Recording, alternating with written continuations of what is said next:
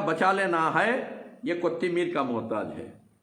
इसका जूस बना के हमेशा पीते रहो, मिश्री डालो, इसका जूस बना के पीते रहो, आपके किडनियाँ महफूज रहते हैं, आप एसिडिटी की बीमारी से बचते हैं।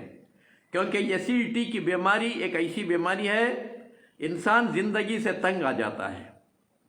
अगर एसिडिटी से बचना है, इसके बीज धनिया मुंह में डाल के चबाते रहो, एसिडिटी की बीमारी से बच जाएंगे।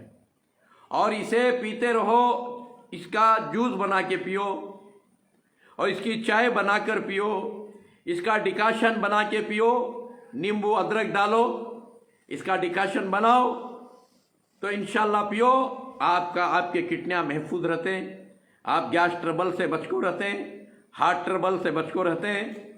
और कोत्तीमीर, पुदीना, करिया पत्ता, इसे मिक्सी में मारो और थोड़ी मेथी और कलौंजी डालकर और चटनी बनाकर पूरे जिस्म को लीपो, अपने मुंह को लीपो, खूबसूरत रहेंगे, आपके चेहरे के दाग धब्बे निकल जाएंगे। मेरे दोस्तों, ऐसे बेशुमार फ़ायदे हैं। तो इंसान